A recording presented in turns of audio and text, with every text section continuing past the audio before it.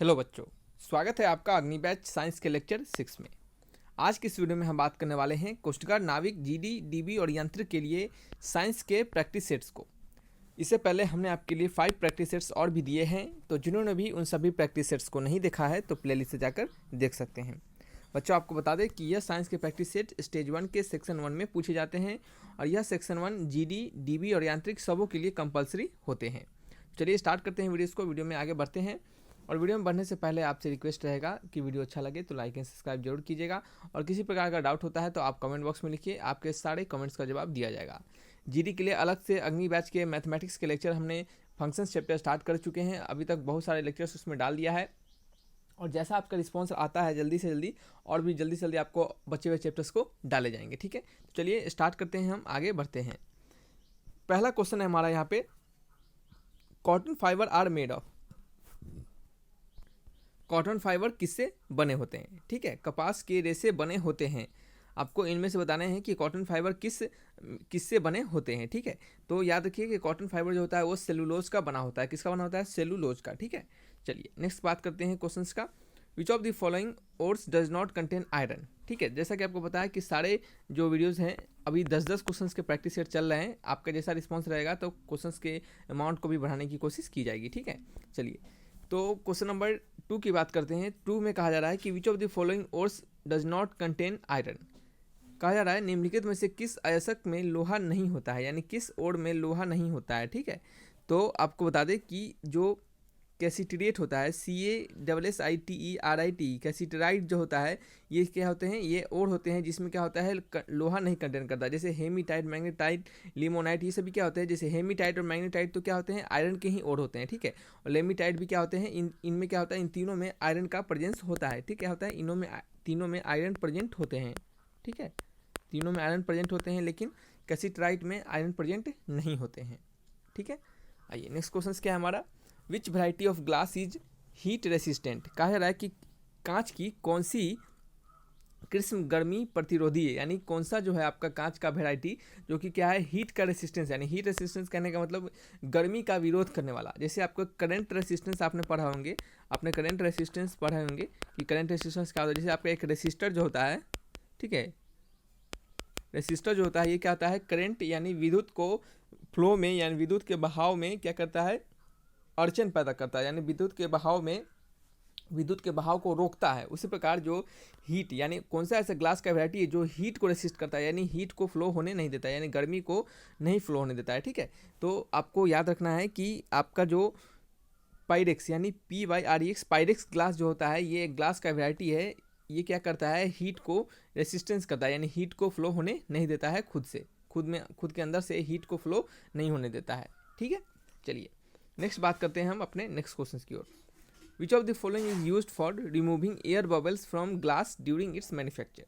निम्नलिखित में से किसका उपयोग इसके निर्माण के दौरान कांच से हवा के बुलबुले को हटाने के लिए किया जाता है? कहा जा रहा है कि विच of the following is used for removing air bubbles from glass during its manufacture, यानी इनमें से कौन सा ऐसा सब्सटेंस है जिसको हम यूज करते हैं ग्लास के मैन्युफैक्चरिंग के दौरान, जो उसमें बबल प्रोड्यूस होते हैं उनको हटाने के लिए।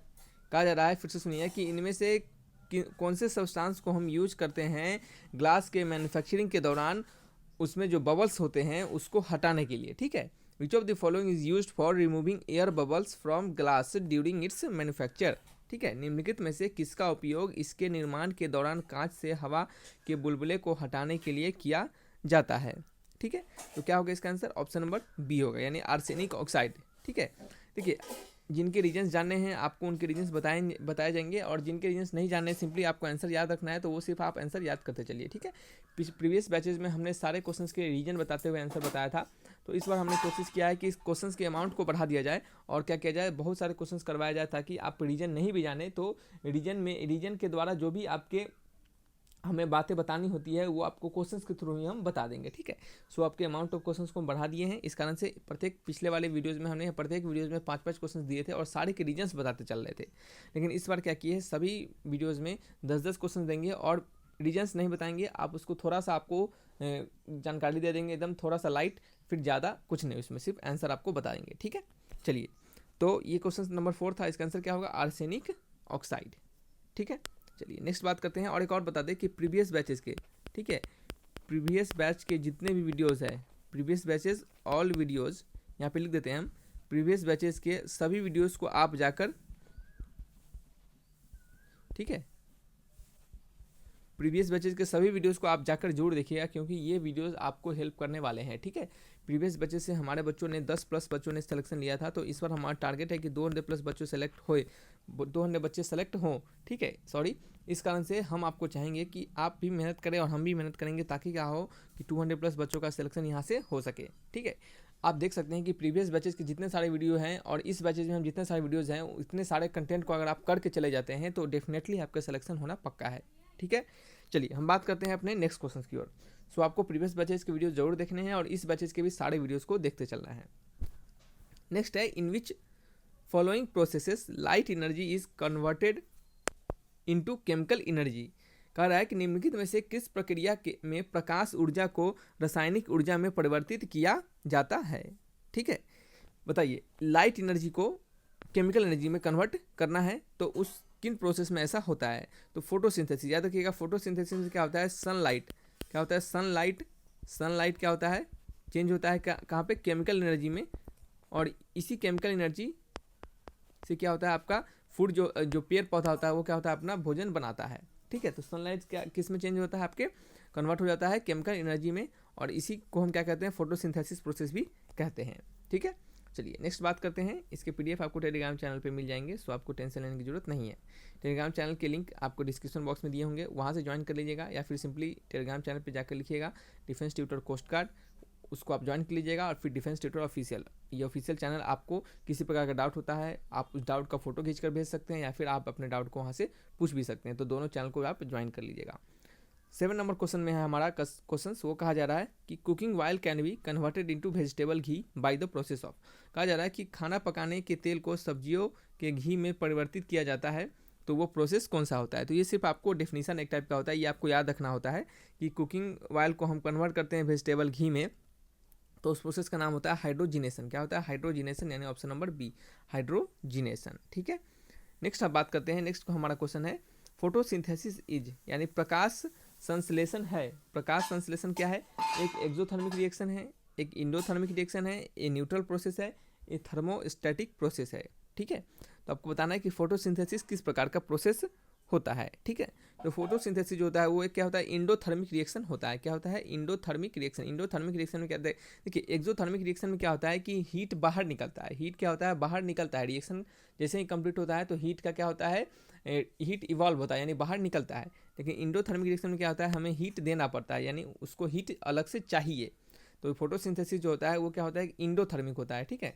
वो क्या करता है, हीट लेता है। इसका आंसर क्या हो गया, इसका ऑप्शन नंबर बी हो गया, ठीक है।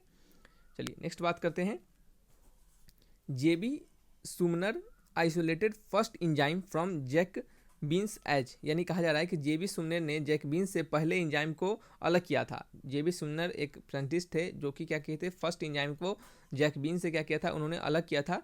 तो वो जो इंजाइम्स था वो कौन सा इंजाइम था, ठीक है, वो कौन सा इंजाइम था, ठीक है। तो आपको याद रखना है कि उस इंजाइम का नाम था यूडीज। क्या होता है, यूडीज, UREASE, ठीक है, यूडीज। यूडीज क्या था, ये एक इंजाइम है, क्या है, ये एक इंजाइम है, यहाँ पे लिख देते हैं इंजाइम है, जो कि क्या है, जेबी सुमनर के द्वारा फर्स्ट टाइम जैक बीन से इसे निकाला गया था। नेक्स्ट बात करते हैं, नेक्स्ट क्वेश्चन हमारा, enzymes are absent in. Enzymes जो होते हैं वो एब्सेंट होते हैं कहाँ पे, इंजाइम्स अनुपस्थित होते हैं कहाँ पे, फंगी में, बैक्टीरिया में, वायरस में, एल्गी में, यानी इन सभी ऑप्शन में से कौन से ऐसे आपके ऑप्शन है जिसमें कि क्या होते हैं, इंजाइम प्रेजेंट नहीं होते हैं। तो याद रखिएगा कि आपके वायरसेस में, वायरसेस में क्या होते हैं, इंजाइम्स एब्सेंट होते हैं, एब्सेंस ऑफ, ठीक है, इंजाइम। जो वायरसेस होते हैं उसमें इंजाइम प्रेजेंट नहीं होते हैं, ठीक है।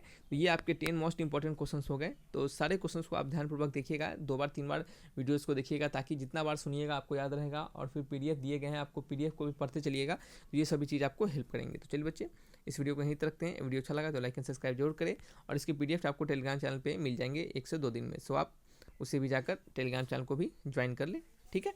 चलिए, thanks for watching my video, तब तक के लिए बाय बाय।